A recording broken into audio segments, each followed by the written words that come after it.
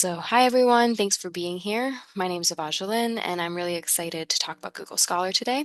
I did a quick poll of the people who are here so far, and I see we have a nice split of people who have used Google Scholar before, haven't. I see that some people are a little bit confident with it, but we definitely have the option to build our skills and our confidence in it. I'm pretty sure that I'm going to be able to share some things with you today that you have not heard of before. So that is something that I'm looking forward to doing just because that gives you the opportunity to be a more informed searcher and sharer of information. Not sharer, sorry, searcher and finder of information. So let's get started. Let's jump into the idea of using Google Scholar for academic research. That's typically what we're using Google Scholar for, right? We don't just go to Google Scholar for any old reason, right? Otherwise, we just start with Google. So the reason why I like to talk about Google Scholar is because it's always there. We may end up in school, out of school, working for an academic institution or working for a hospital or for a institution that has access to databases and other types of, um, you know, eh, other types of the academic research that we might get used to at certain times in our lives. But there's also going to be periods where we may not have access to that. The unfortunate reality is that the way that high quality information works these days is that it's paywalled, it's kind of locked away, it's not always accessible to us. Whereas Google Scholar, it's kind of always there. Now, we're going to talk a little bit about the fact that that doesn't mean you can actually open things, and we'll talk about your options for that. But Google Scholar you can get to no matter what. You don't have to log in. There's no boundaries, no barriers there. It doesn't go away when you graduate or when you change jobs. And it's very comfortable to a lot of us because it works much more like any old search. It works a lot more like Google. I'm actually going to draw some comparisons to the ways that it functions more like a typical database today, which I think is actually some good things because those are things we need when we're doing academic research. Um, but there's a reason why people like Google Scholar.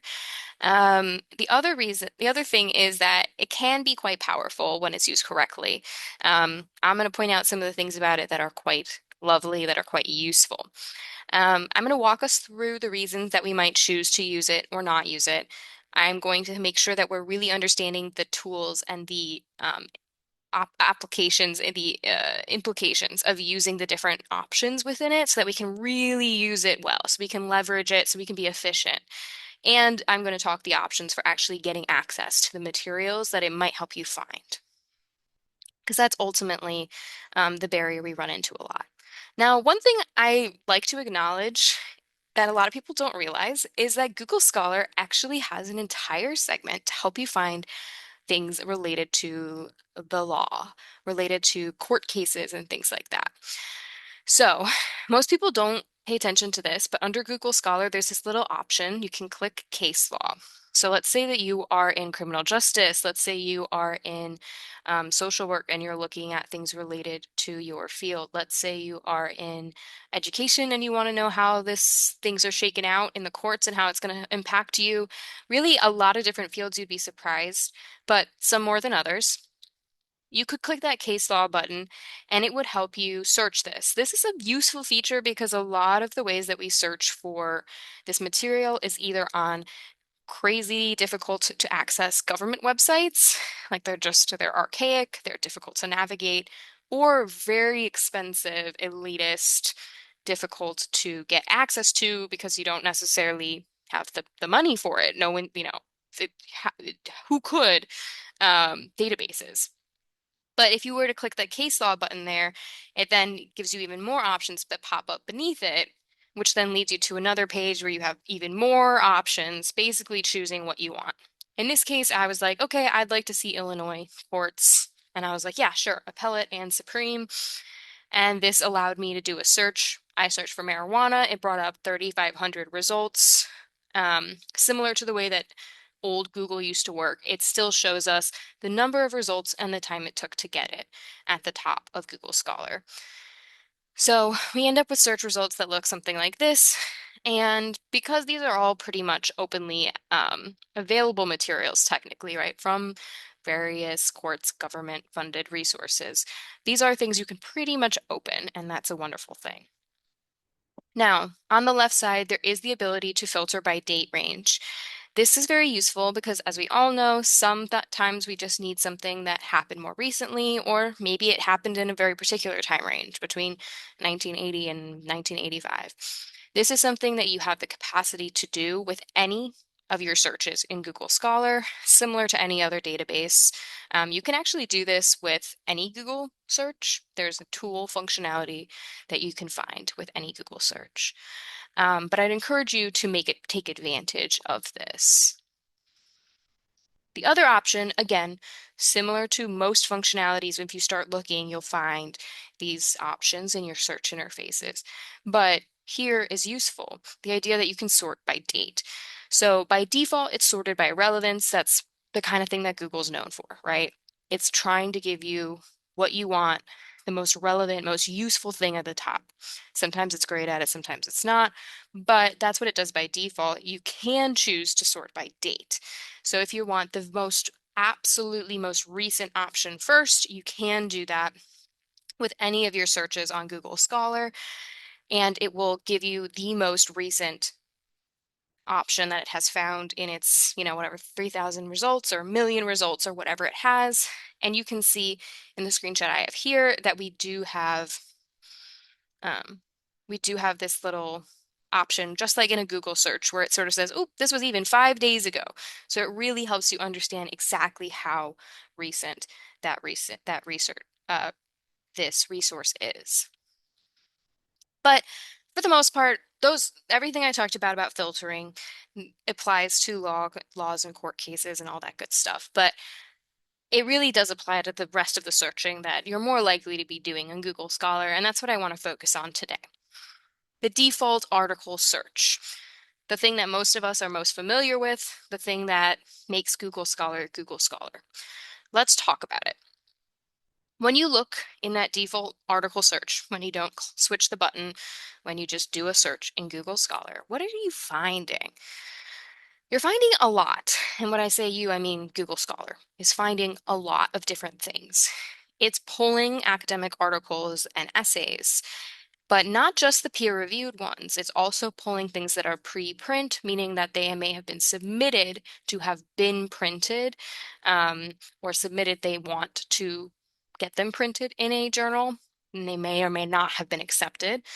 Dissertations and theses. So these are things that people are writing for school, to complete a master's, to complete a PhD. These can often be really lovely, very useful things. But again, a different type of resource. You're also going to be finding books, book chapters, especially the ones that they have processed for the Google Books project, and a lot of other types of things. So reports, white papers, conference proceedings and posters and things like that, and a lot of other things that we might consider gray literature. So gray literature is a concept that can be described a lot of different ways. It can be really useful to your research because at the end of the day, just, the few articles, a lot, but the few articles that end up getting published in the academic research process take such a long time and it's so rigorous, can sometimes be limiting. Not everyone, every great idea and every researcher has the capacity, the time, the funding to make that happen. Whereas people may have the capacity, time, funding to do something that's a little bit more smaller, a little bit less formal, and it ends up looking like a conference proceeding that still might show up in a library search, for example. But some of these other things, like white papers that you might get from like a public policy institute, again, might show up in a library interface. But we're starting to inch away from what you might find in a library database and into what you're more likely to find on the internet. Google Scholar is doing a really nice job, generally speaking, of sort of merging those worlds by finding that middle ground and pulling those things that are more of an academic nature into your search.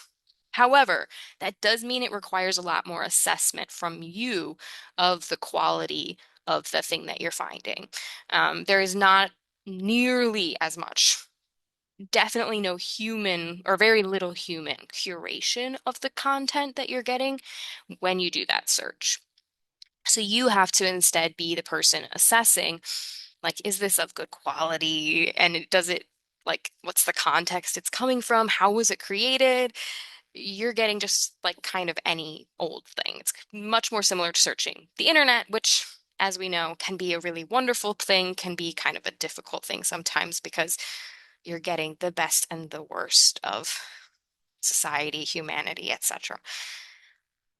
And that does mean that the things you're finding can be really useful, but can also be not appropriate for your needs. So, especially if your teachers have given you specific criteria for assignments, you may be looking at a lot of material that don't fit your needs. Um, there may be a lot of things that just are not what your teacher has asked for. And there, you may have noticed, is no filter to say that I need it to be peer reviewed, or I need it to be from an academic journal, or even that I need it to be a book chapter. So, decisions. While I'm going to continue to talk about a variety of different types of pros and cons in different ways, there's ultimately kind of this general concept that when we're choosing to search on Google Scholar, we are understanding that we are casting a very wide net. We're going to get way more results, way more different types of results, which will help us find that great literature, things that might be in individual institutional repositories that might be kind of hard to find otherwise, things that might come from individual organizations, things that are potentially really relevant to what we're interested in, and we wouldn't necessarily have found it otherwise. Note, however, little asterisk, this is definitely not, like, Google Scholar does not find everything. So if for some reason you're doing a search and you're still like, wow, it doesn't seem like it exists, I still would ask a professional, that's an expert in your field, an information professional like a librarian. Chances are there might still be something. Um, Google Scholar casts a wide net, but it still is not searching like everything. There are a lot of very siloed collections of information, archival collections, things like that, that just are not easy for these systems to go through. And probably that's probably a good thing at the end of the day. On the other hand, we end up with, because we have so much, we end up with so much, and we have to kind of wade through that. It's not labeled and it's not filterable. And the most important thing that I think comes up the most often for students and for people doing research like this is that you can't filter by peer reviewed, which often is just like a really easy way to cut through huge amounts of research articles. The other thing is that something that collections that have been curated by humans, like the kinds of things you're getting in a library collection, something that distinguishes those is that there's a lot more attention to marking things that are retracted. So an article where they put something out and then they realize, oops, we made a mistake. Um, oops is maybe too light of a word. Usually they're getting called out by their colleagues um, for having mishandled their data or having misrepresented information or something to that extent. That article may be retracted, meaning like, whoops, dishonor on our family, dishonor on our cow. Sorry, that's a reference to Mulan, if you've ever seen that one, that great classic animated film. But this is no longer something that we would consider trustworthy. We do not stand by this. Whereas, and you do see markers of that in something like an academic collection from a library. Whereas on Google Scholar, occasionally you might happen to see it. You have to go out of your way to do, like I said, the extra legwork to confirm that something is not retracted.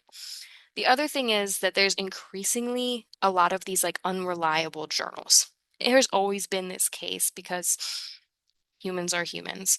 But especially in the age of generative AI, people are seeing the opportunity to create things that kind of look and feel like academic articles that are peer reviewed, even though they aren't.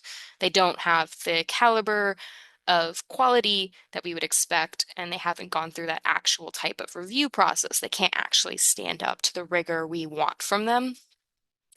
And so that's another thing that is not being sort of curated, it's not being removed.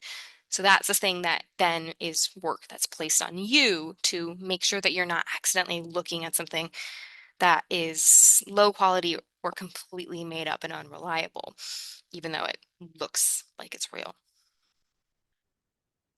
Okay, that's a big hot topic, right? Pros, cons. When I'm making that choice, I have to just spend a long time making my decision sometimes. Ultimately, I'm making a decision based on the difficulty that I'm having. We're going to circle back to that. Let's talk about something lighter. Bonus features. What else are we doing on Google Scholar other than just hitting a search feature and filtering by the date? We can make an alert. This is something that you can do in most of the library interfaces. You can do this on like PubMed. You can do this a lot of places, but it is still really cool. In this case, I don't think my search worked the way I wanted it to, so I would have to try a little harder before I let it email me every time something was published. 'Cause these aren't about what I want it to be about. The thing that it's probably best known for is the citation chasing element of this. You may hear it called citation chaining, bibliographic connections. There's a lot of different phrases you may hear for this type of thing. Essentially, they use the phrase cited by, and underneath an article in your search results, if you click that, you would then go to a list of everyone who has cited this article, or at least a lot of them. Now, it's useful to know that this definitely exists in library interfaces, but Google Scholar, because remember, it's so comprehensive, it's so big, it tends to have a more comprehensive understanding of these citation numbers. It also maybe has some errors sometimes, so it's a little bit of a win. It's something that, I would sort of look at closely. But it's usually very effective to find other things that are useful for you. So, for example, in this case, I had an article that was about essentially working with animals to help someone who had offended, who had committed criminal offenses to re-socialize and be rehabilitated for better reentry into society. When I clicked that cited by article, cited by link, I was able to find all of these other people who had continued this conversation. So I'm seeing articles from published in 2023, 2019, 2020, and they're all relatively interesting to me. They're all relatively relevant to this topic. So I might be interested in opening them and taking a closer look. This, I only have 8 search results, so I probably could just like look through all 8. But if I had a lot, if this was a very popular article or maybe an older article that had had more time to build up citations, I could do this option of searching within cited articles up at the top, where I could say, yep, I would like to, and then search in the search bar for something particular I'm hoping to find within these articles. Now, it's useful to keep in mind that the idea that articles that have high citation numbers is good is a common concept, and it's kind of is true, but it also isn't completely true. So if you see something and it's been cited a lot of times, likely what you're looking at is a foundational article. Is likely a little on the older side, so there may have been some updates to the concepts since then, right? We may have um, complicated and move forward on some of the points that are made in that article since the point that it was published. However, it's important to note that sometimes the reason why a citation number is high is because people are citing it to disagree with it, to refute it, to debate it. So just because a citation number is high doesn't necessarily make your article better. However, it does help you understand that there's been a lot of conversation around this article. This is the idea of research impact metrics, and we see a lot of dialogue and debate about these in higher education. So if you're ever curious, give it a Google. You will find lots to read. Another button that feels a bit like cited by, but is not the same, is related articles. So underneath my article, I can click related articles and take a look at things that they would essentially suggest. So in the library interface, you might see suggested articles next to something that you're reading, but this is going to give you a lot more. So in library, you might get like 4 or 5. This is more likely to give you a lot. In this case, it gives us 100 results in 0.03 seconds that are pretty on topic. These are not ones where the authors are sort of talking to each other by citing each other's articles, but they are very much so about the similar themes, using similar words, and potentially interesting to you. So another great way to find more things that are relevant to you. There is a cite button, the same way that you would find in most of these academic search interfaces. As with all of them, I always recommend just double checking that there was no error in the way it was made. It's just made by a computer, so it can definitely make mistakes. The other button you'll see is this idea of all versions. This is Google's way of dealing with the fact that the internet is big and complex. So often we'll see articles found in multiple places. Sometimes they're the exact same, sometimes they are a little bit different, like the version that was submitted to publication, and then the version that had gone through the peer review process and done all of the final edits, the published version. Sometimes it's hosted on the publisher website and the university website, and then the author might also put their version up online. All of these are different versions. Um, this is potentially a way for you to go and explore and find other options for full text, which I'm going to talk about next.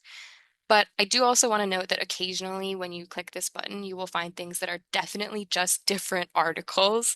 So sometimes if I'm really fighting tooth and nail to find something, I will click this button hoping that Google has made a mistake. And sometimes I will hit gold.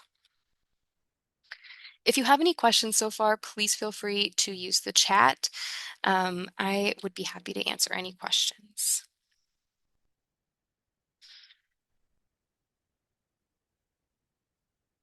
But until questions come in, I will keep going and I'll talk about getting the full text. So when you're searching online, you are probably aware that sometimes you've run into a paywall, especially with academic research. It's common, right? They'll say you can read this for $40. That is not fun, and certainly not what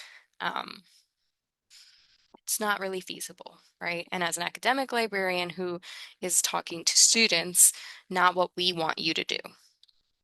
So let's talk through some options. Google Scholar has a bunch of different things going on for it. One of the best features is that it helps connect you to freely available versions of articles. Not always, but in this case, this search, we had quite a lot of success. So on the right side there, to the right of the title, if there's a link, it's usually to a freely available version of that article. Now, keep in mind that sometimes this is not the final published version. So every once in a while, remember we talked about versions, every once in a while, you may get a teacher or someone telling you, this version is not the kind that I need. I need a different version that is, that has page numbers and tells me what journal volume and issue it was in. And that would also help you with your citation. If you're running into an issue like that, that's a great time to ask a librarian for help getting that issue. Another thing you can do, and this is something I'm going to walk you through for setting it up with Aurora University connection, but this will work your whole life, presuming that Google Scholar continues to exist and function in a similar manner, your whole life you will have various different libraries related to you. You'll almost always have some sort of public library or community library. Um, you may have different libraries from workplaces. You may have different academic institutions throughout your life that you're associated with, whether you work there or you study there. All of these different places can offer you library access to things, and I encourage you to take advantage of them. Another option is sometimes a something like the College of DuPage or a college of a county, like a community college, often will have certain privileges. Sometimes they include digital access privileges for people who live there and pay taxes in that county. The, Huge fan, love it, use your libraries. That being said, you probably have access to more than one library right now, but as you continue through your life and your access changes, you will probably continue to have access to at least one library. You can use that to connect to Google Scholar and allow Google Scholar to more easily help you get full text. It does require a Google account, so if that's not your thing, this may not be for you, but it does make things a little bit smoother in Google Scholar. So what you would do is you would have to be signed in for this to function, but you would go to the little hamburger menu in the upper left side of Google Scholar, and you would click the My Library option. This would allow you then to start inputting your library. In this case, I would encourage you to input Aurora University, and it's going to pull up a bunch of different things because it's getting a little bit nitpicky about where it should look for stuff. In this case, it's pulled up Aurora University ProQuest full text, Aurora University full text, and Open WorldCat library search. You don't necessarily need to worry too much about what it pulls up. You can probably check all of them. In this case, you would check all of these and then click Save. As long as you are then signed in while you are using Google Scholar moving forward, you will then see occasional times where it says AU full text on the right as either an option in addition to that link that it has to an HTML page or a web page or a PDF for a free version, or instead of. Sometimes there's no option, but it will give you that AU full text. The reason I really like to emphasize this is because, like I said, you'll continue to have different libraries throughout your life, and throughout your life, whether it's because it's for your job or because you have a loved one who's in the hospital and you're like, oh man, I wish I could just look up this thing they're talking about and like really, really understand it and like read what they're saying about it.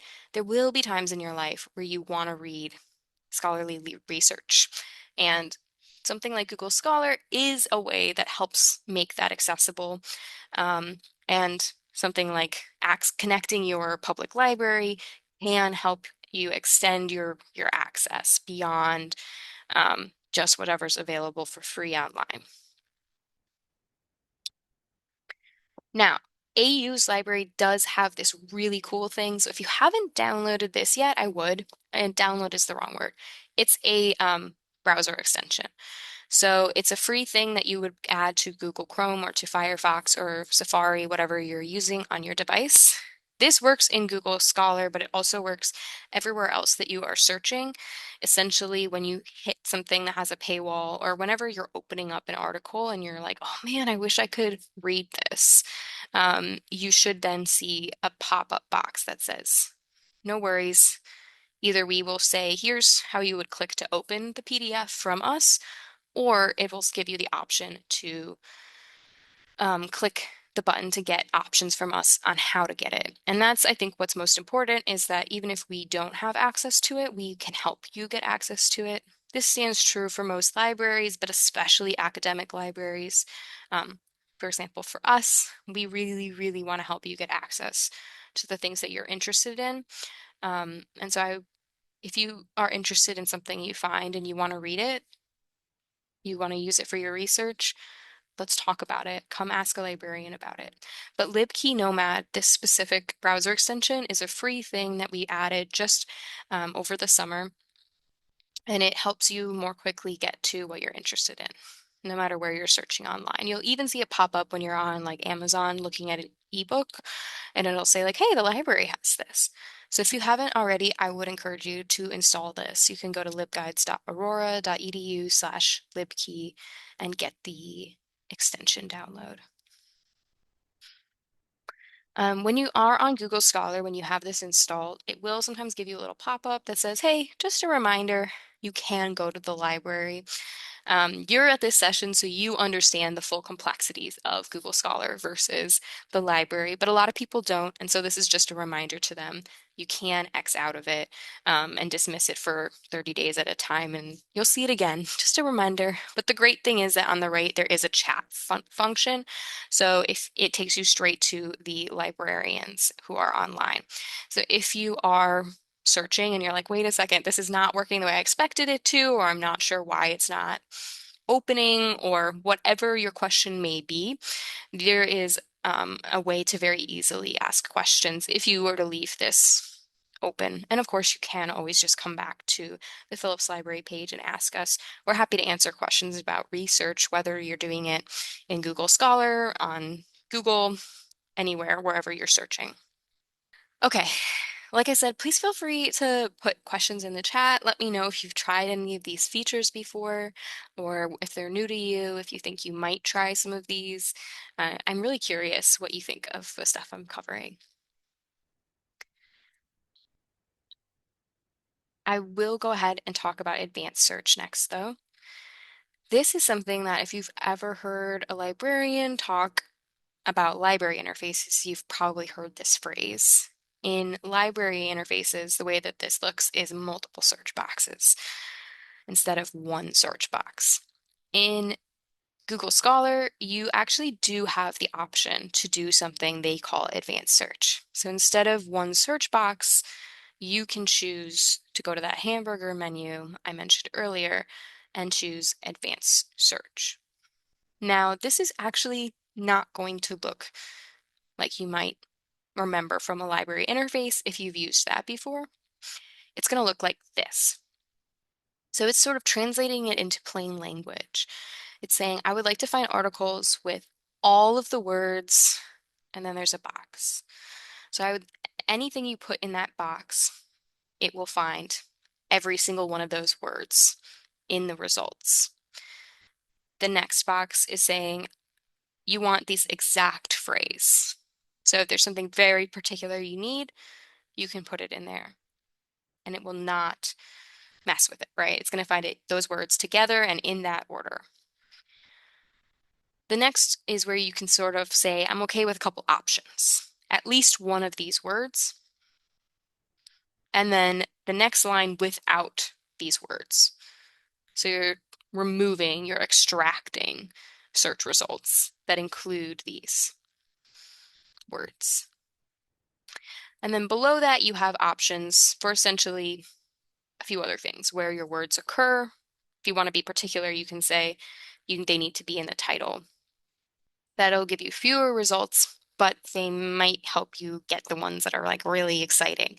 Like you're like, wow, okay, at least it's finally on topic, right? If you need things by a certain author, they have that option. They have things where you can say they were published in a certain, for example, a certain journal. And you can just specify your date range right in your search before you even get started.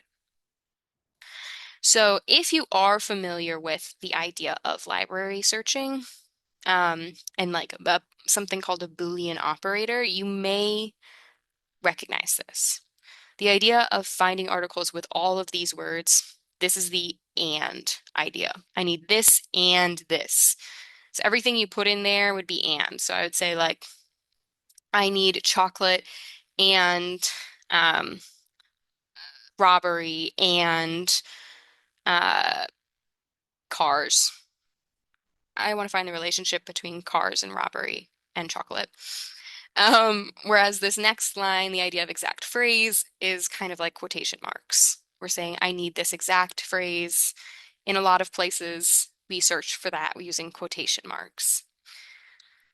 At least one of these words is similar to the idea of or. In a library interface, you might say, I need this or this, right? So car or automobile. I'm okay with either of those words. That will give me more options in my search results. And then without is not. So I'm saying not Georgia, right? I don't want to hear about the state of Georgia. I'm much more interested in the rest of the states. Maybe Georgia's doing something very unique and I don't want to hear about them. I want to hear about everyone else. So this is essentially the same as a library advanced search in some ways, but it's sort of shrunk and reassembled in different ways. In some ways, it's more user-friendly, but it also has fewer options for us depending on what exactly we need to find.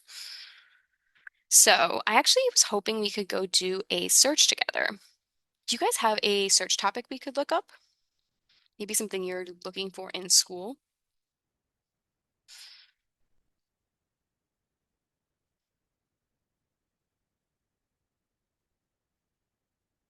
Come up with my own topic, but if you put something in the chat, I'd love to do something that you're interested in finding.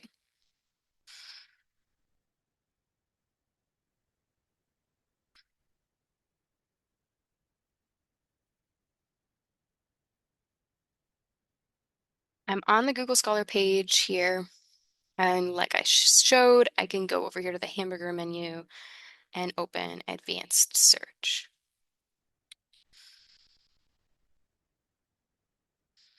Any ideas? What do we think? Any particular topics we should tackle?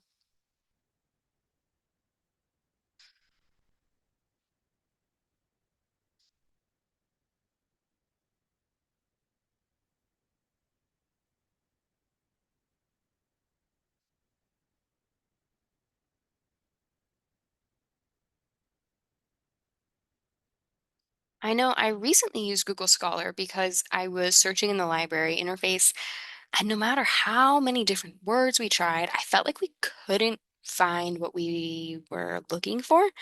And so I wanted to cast a really broad net. I wanted to see, like, were there articles on this topic? So in that case, I just sort of typed it in, right? I just sort of typed a couple words and was like, okay, well, what do we got? Am I able to get results that seem kind of relevant? And what words are they using on this, right? So we started sort of stealing some words, getting a sense of it. And in this case, also getting a sense that some of the articles, the bulk of the articles were published a little while ago. So maybe they sort of had already figured out this research topic, which meant we might need to shift our focus with our research. However, I also did this recently with another research topic. In particular, I wanted to look at the idea of um, cultural sensitivity training for um, for nurses in relation to birth and labor. So, for example, at least one of these words, I might say birth, labor, um, either one of those. Those are the ones that are used most commonly. Whereas I know that I need to find the idea of culture. Um, I guess we could say cultural sensitivity. Cultural, what's the other word? Cultural, there's another word. It's not sensitivity, it's cultural. Well, I'll Google it. Nurse, cultural competence, that's the word. Cultural competence training. Um, Now I could say I want this to be an exact phrase. Maybe I'll do that. Maybe I'll say I want that exact phrase just to see what happens. And I'll say that I want some articles that are in the last 5 years, so published within since 2021. Um, and I don't think there's anything I don't want to show up. Well, I guess I do want the word nurse. Okay. So I had needed to mention the word nurse. I wanted to mention the exact phrase cultural competence training. I'm hoping I needed to mention the idea of birth or labor, and I would like it to be published 2021 till now. So when I do this search, I end up with 1,500 results. It took zero point 0.2 seconds, and I have options on the right side here to open a lot of these, which is really nice, either the ones provided by Google or an AU option. However, if I clicked these titles, I would probably see a pop-up from my, in this case, it looks like I can actually just download it, so I don't need to. But if I were on like a page where I was going to be prompted to pay money, I would probably get a pop-up saying like, hey, the library can help you get this, which is what we would be wanting in this situation. If for some reason I didn't, I could go back and ask a librarian on the library homepage. Hopefully you are familiar with the fact there's a couple different ways to contact us, but one of the easiest is this chat feature right here on the library homepage where you could say, hey, I found this article and I would like to read it. Can you help me with that? So I can take a look at my articles here. Ooh, okay. Looks like I might have clicked on this one before. I don't remember doing, oh, I just did it today. Okay, I was gonna say, I was like, I don't remember that one. It's because I didn't read it. Um,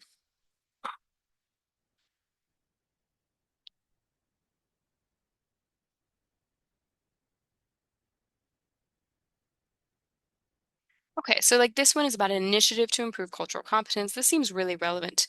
I like this one. So I could look at who cited it. So who's continued this conversation since 2021. Looks like there's been 6 articles since then.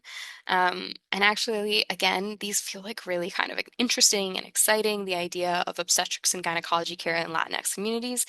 Um, oh man, I'd love to take a closer look at that. So I could explore these. I could also take a look at the full text over here using this link on the right. It will take me to, in this case, it looks like a PDF. In this case, it looks kind of like what I would expect. I see a volume, an issue, the journal, all the information. So this is kind of what I think it would probably look like if it was the full published thing. So I'm not too worried about it. But every once in a while, you'll see a version that looks unusual, and you may be looking at like a preprint or an author's version, like a draft. So I probably have everything I need right here. I could choose to download and save this. For my purposes, I'm going to take a look at the other options. In particular, I am interested in this related articles. It says, again, it pulled about 100 results. I think that might be just what Google does every time.